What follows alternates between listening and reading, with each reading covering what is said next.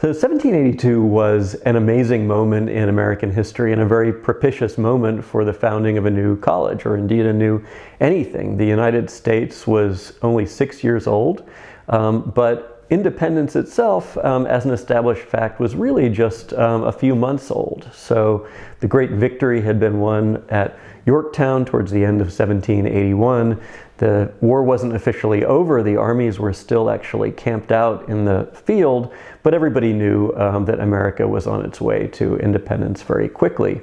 And it was in that moment that people on the Eastern Shore decided to establish this college, which would become the first college chartered after American independence. Yeah, one of the reasons that Washington College is where it is that so much of the East Coast of the former 13 colonies had been devastated in the war, including many of the wealthiest and most elite areas that had been swept by repeated occupations by the two different armies, where farms and crops had been devastated. But the Eastern Shore had really been spared that, and actually it's mentioned in the founding documents that Chestertown was remote from the seat of war. And that was a good reason to put a college here. But what that also meant, besides campus being safe, was that people here were wealthier than they were in a lot of the country at that point. So this area was known as the breadbasket of the American Revolution. The crops here had stayed intact. The local planters were shipping grain and flour up to feed Washington's army at places like Valley Forge. And in the process, of course, they were being highly patriotic, but it was also highly profitable business. So when you read these founding documents, they talk about a college or general seminary of learning for the Eastern Shore or peninsula between the bays of Chesapeake and Delaware. So this is going to be a Delmarva school. But then a few pages later, they're talking about how the purpose of this school is going to be training up good, useful, and accomplished men for the service of their country. And that was kind of the idea, was that it was going to take people from the Eastern Shore, especially the mid-shore, and make them into useful American citizens and leaders. On the one hand, the documents talk about how important Washington College was to the Eastern Shore, and it would really be a college for the inhabitants of this peninsula, as they called it. But at the same time, they also talked about how this would be a sort of a new model of education for America as a whole. And this is something, it's an idea that had really almost obsessed William Smith way back to long before American independence in the early 1750s, shortly after he immigrated here from Britain. And he looked around and he said, you know, it's a new world. And the kind of higher education that we have over in Europe, including at Oxford and Cambridge and Aberdeen, where he had studied, it's really, you know, it's based on Greek and Latin, and it's based on sort of throwbacks to classical knowledge. And that's really important. But he said we also need useful knowledge. And useful knowledge is a phrase that crops up again and again in the founding documents of Washington College, the diffusion of useful knowledge, which was really kind of an Enlightenment idea in opposition to the universities, which largely had roots back in the Middle Ages before the Enlightenment, and we're still kind of catching up to the Enlightenment. But here there would be an institution that really was, from the very beginning, an Enlightenment place where people would be studying not just the Latin and Greek classics, but they would be studying modern history. They'd study modern languages. They'd study science. They'd study things like agriculture and business, stuff that would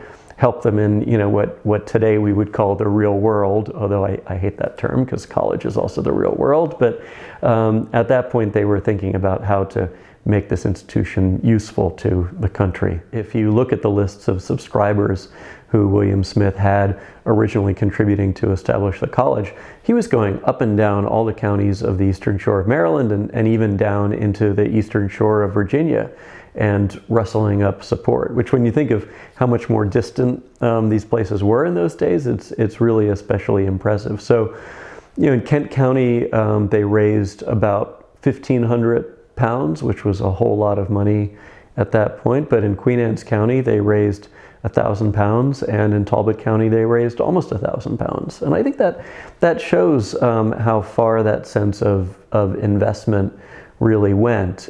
It's fascinating because when you look at these lists of subscribers, you find names that are still very common and well known on the Eastern Shore today. You find Lloyd's and Goldsborough's and Tillman's, and you really see how already a kind of an elite had formed in these communities that was very well rooted and that also had a certain tradition of public spiritedness. So these people who were involved in founding the college weren't only wealthy people, but also people who were already deeply involved in government and patriotism and in the war effort. So you have people like William Paca, who was one of the signers of the Declaration of Independence and later became governor of Maryland, and one of the most important people on the Eastern Shore and in the state. You had Matthew Tillman, who was a representative to the Continental Congress, who actually voted for independence, but then left Philadelphia too early to sign the Declaration of Independence. So he wasn't technically a signer, but he was a voter. And you had people like Edward Lloyd, the master of Wye House Plantation, who also was, I believe, the governor of Maryland for a while. So these were leaders, and these were people who, more than just being leaders, had already invested themselves in the success of this new venture called the United States. Well, a large proportion of the early subscribers to Washington College, the early contributors to Washington College, were slaveholders. And so I think we can say pretty definitively that the funds that established Washington College came from enslavement, that the institution in some ways was built on the backs of slave labor, perhaps directly, because there's some evidence that enslaved workers were involved in the construction of the original Washington College building.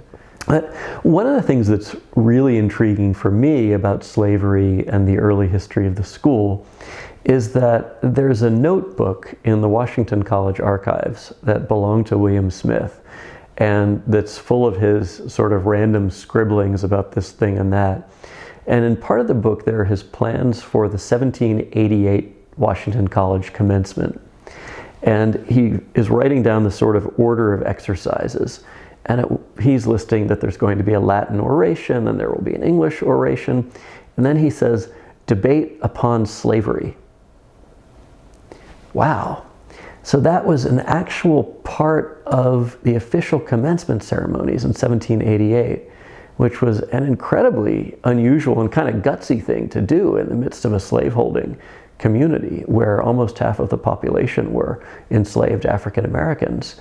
So, God, what as a historian would I give to be able to watch that debate? There was a diversity of opinion on slavery, and when you look down this list of donors, you can see people who manumitted all of their slaves, who set their slaves free for ethical, moral, religious reasons, and you can also see other people who were very large and completely unrepentant slaveholders.